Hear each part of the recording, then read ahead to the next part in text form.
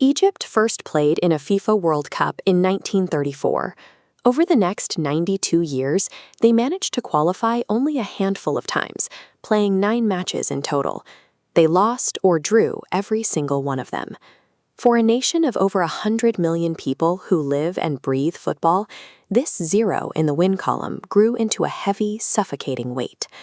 Every missed tournament and winless exit compounded the anxiety for a fan base desperate for a single victory on the global stage. By the time the 2026 tournament arrived, time was running out for their captain. At 34 years old, Mohamed Salah was stepping onto the pitch for what was almost certainly his final World Cup campaign. The pressure on the team was immense. Both Salah and their legendary coach, Hassan Hassan, Egypt's all-time leading scorer, arrived in North America with a singular, urgent mandate from the public: win one game. For this specific squad, lifting the World Cup trophy was never the objective. The entire mission was to exorcise nearly a century of frustration and finally secure 3 points. The opportunity came inside a packed, roaring BC Place Stadium in Vancouver, where Egypt faced New Zealand in a critical Group G matchup. But from the opening whistle, the All-Whites dictated the tempo.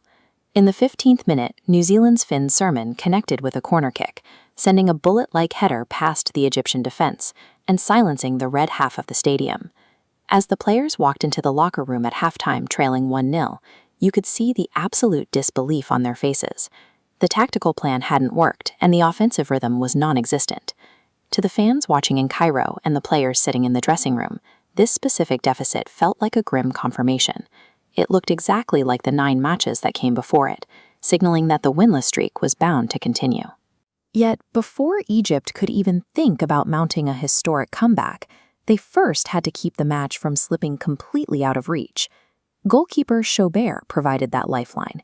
He executed a brilliant fingertip save deep in first-half stoppage time and followed it up with another massive block in the 52nd minute to stop Callum McCowett from doubling New Zealand's lead. Emerging for the second half, Egypt abandoned their tentative first-half posture. They pushed their lines higher up the pitch, playing with a sudden, aggressive energy that immediately pinned New Zealand back. Those 2 uncelebrated saves by Chaubert were the defining heartbeat of the match. They kept the deficit at a single goal, buying the sleeping Egyptian offense the crucial minutes it needed to finally wake up. The reward came in the 58th minute. Mohamed Hani sent a perfect cross-in from the right wing, finding an unmarked Mustafa Zico, who drove a low, powerful header into the net to tie the game. Zico lacks the global fame of his captain, but he provides a relentless, pressing engine for this squad, exactly the kind of constant physical pressure required to crack a stubborn defense. This tactical map shows Egypt swarming the final third with sharp passing, forcing New Zealand into a deep defensive block. Then, in the 67th minute, Zico executed a perfectly weighted backheel pass straight to a sprinting Mohamed Salah. Salah didn't hesitate. With one touch to control the ball, he swept a trademark low finish into the bottom corner, putting Egypt ahead 2-1 and sending the crowd into absolute hysterics. With the lead secured, Salah prepared to sub out in the 80th minute, but he had one final set piece to take. He stepped up to the flag and delivered a perfectly flighted corner kick. Substitute Trezeguet launched himself at the near post, connecting with a diving header that flashed past the keeper to make it 3-1. In a violent, concentrated 25-minute span, the Egyptian squad systematically dismantled 92 years of ghosts. Through sheer attacking quality, they turned a near disaster into a commanding victory. This chart shows expected goals, or XG. Egypt generated a 1.96 against New Zealand's 1.21. Now, looking at Salah's metrics on this radar chart, he led the pitch with 5 shots and 5 created chances, heavily outpacing the average. That performance secured him a place in the history books.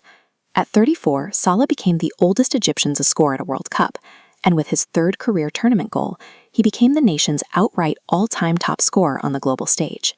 Furthermore, both Salah and Mustafa Zico became the first Egyptian players in history to register a goal and an assist in the exact same World Cup match. This win completely rewrites Egypt's tournament trajectory.